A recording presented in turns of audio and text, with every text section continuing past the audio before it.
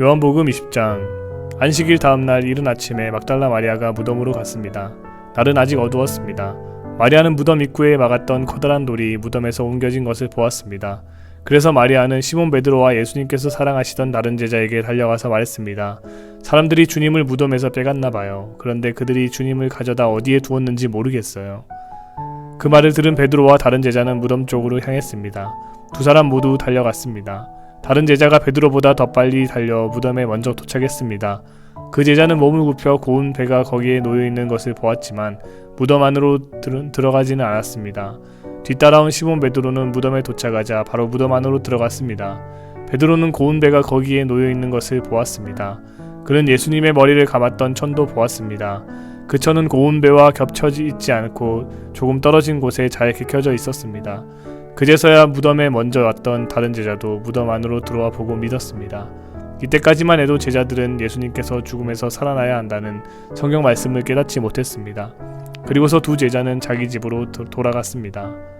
그러나 마리아는 무덤 밖에 서서 울고 있었습니다. 마리아는 울면서 몸을 굽혀 무덤 안을 들여다보았습니다.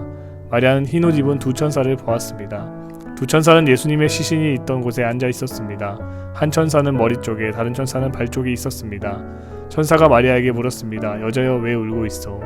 마리아가 대답했습니다. 사람들이 우리 주님을 어디론가 가져갔는데 주님을 어디에 두었는지를 알지 못하겠습니다. 마리아가 이 말을 하고 뒤를 돌아보자 거기 예수님께서 서 계셨습니다. 그러나 마리아는 그분이 예수님이신 줄을 알지 못했습니다.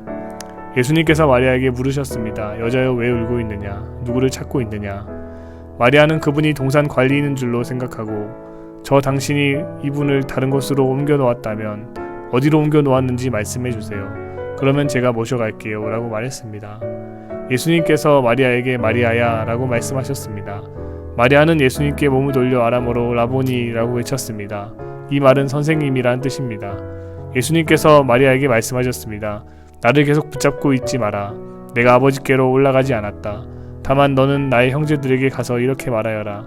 나는 내 아버지 곧 너희 아버지, 내 하나님 곧 너희 하나님께로 돌아갈 것이다. 막달라 마리아가 제자들에게 가서 내가 주님을 보았어요 라고 말했습니다. 그리고 예수님께서 자기에게 하신 말씀을 전하였습니다. 같은 날 저녁에 제자들이 함께 모여 있었습니다. 제자들은 유대인들이 두려워 문을 꼭 잠갔습니다. 그곳에 예수님께서 오셔서 그들 가운데 서서 말씀하셨습니다. 너희에게 평강이 있을지어다.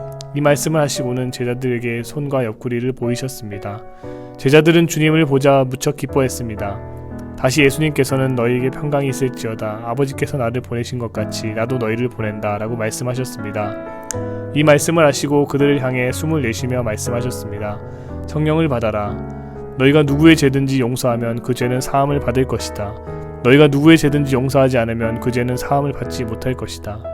12 제자들 중에 디두모라는 별명을 가진 도마는 예수님께서 오셨을 때 다른 제자들이 있던 그 자리에 없었습니다. 그래서 다른 제자들이 도마에게 우리가 주님을 보았다라고 말했습니다. 그러자 도마는 내가 직접 예수님 손에 있는 못자국을 보고 내 손가락을 그분의 못 박힌 곳에 찔러보고 내 손을 그분의 옆구리에 넣어보기 전에는 못 믿겠다고 말했습니다. 일주일 뒤에 예수님의 제자들이 다시 그 집에 있었습니다.